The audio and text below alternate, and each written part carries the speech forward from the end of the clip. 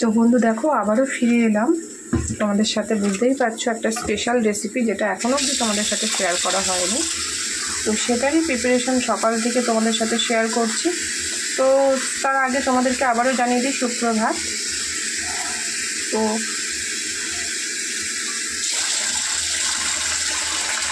দেখো এই যে আলু নিয়ে নিয়েছি।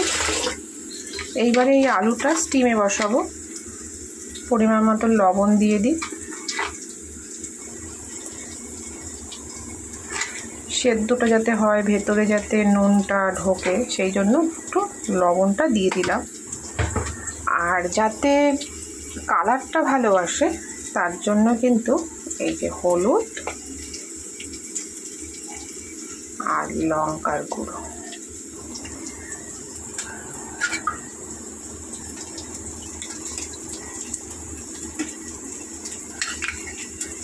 তো এটা কিন্তু কিছুক্ষণ ভিজিয়ে রাখতে হবে, কালারটা নাহলে ধরবে না। এটা ভিজিয়ে রাখার পর কিন্তু আমি এটাকে স্টিমে বসাবো যাতে কালারটা ভালো করে ধরে। তো এটা গ্যাসে এমনি বসিয়ে রেখে ঢাকা দিয়ে তো এটা ঢাকা দিয়ে রাখলাম কালারটা যাতে আসে। পরে স্টিমে গ্যাসেই বসিয়ে রেখেছি, স্টিম গ্যাসটা জ্বালিয়ে দিলেই আমার হয়ে যাবে। তো দেখো মাংসের জন্য কিন্তু আমি টমেটো কেটে নিয়েছি।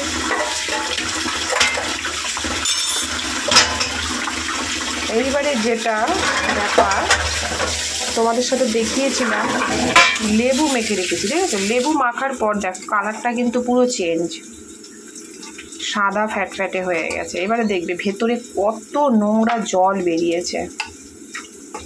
তোমাদেরকে সেটা দেখানোর জন্য যে লেবু মাখার উপকারিতাটা কি।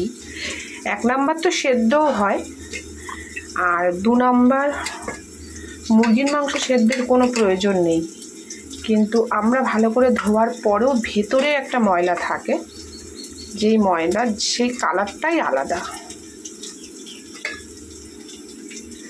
ভেতরের ময়লাটা পুরো টেনে বের করে। তো দেখো এটার জন্য কিন্তু রেসিপিটা খারাপ হতে পারে, তো সেই জন্য সবসময় লেবু মাখিয়ে নেবে।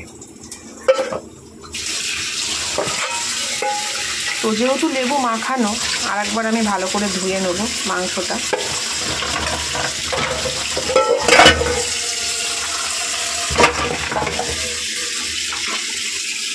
তো ভালো করে ধুয়ে নিয়ে ম্যারিনেশন করে আমি ফ্রিজে রেখে দেবো।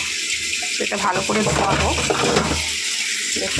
তো এখনও ধুলে পরে নোংরা জল বেরোবে।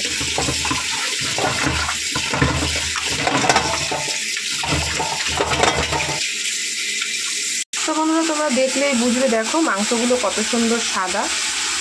তো এবারে আমি ম্যারিনেশন করব।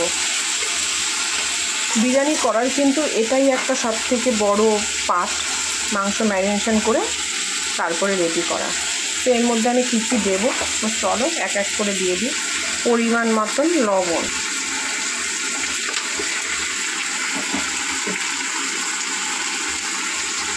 হলুদ, লঙ্কার গুঁড়ো কিন্তু কম দিতে হবে কারণ বিরিয়ানি বেশি ঝাল হয় না। এবার দেব ধনে,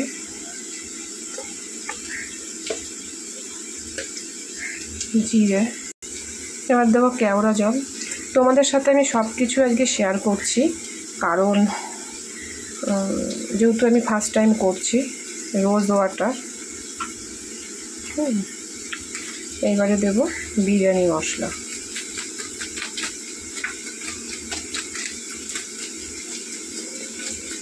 তো মাংস ম্যারিনেশন করে মাংস কিন্তু বিরিয়ানির মধ্যে একটা বড় পার্ট, যেহেতু ছোট প্যাকেট আমি পুরোটাই দিয়ে দিলাম।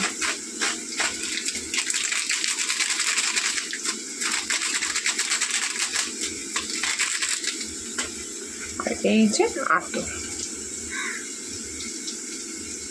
ছোট বলে পুরোটা দিয়ে দিলাম।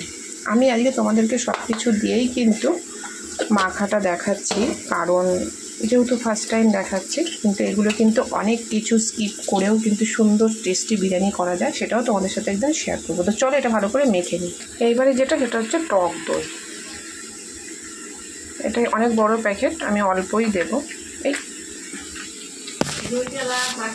তো বন্ধু দেখো আমার কিন্তু ম্যারিনেশন কমপ্লিট। আমি হাতার সাহায্যে মেখেছি, হাত দেবো না কারণ আর একটা জিনিস তো দেয়াই হয়নি, দেখেছ? চলো দেখিয়ে দিই। তাল হয়ে এই দেখো আদা বাটা, দেখো আদা বাটাটা এখন না দিলেও হতো, হ্যাঁ।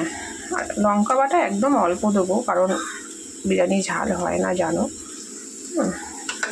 আদা বাটাটা কিন্তু পেঁয়াজ যখন তেলে দেব তখন দিলেও কিন্তু হয়, অসুবিধে নেই।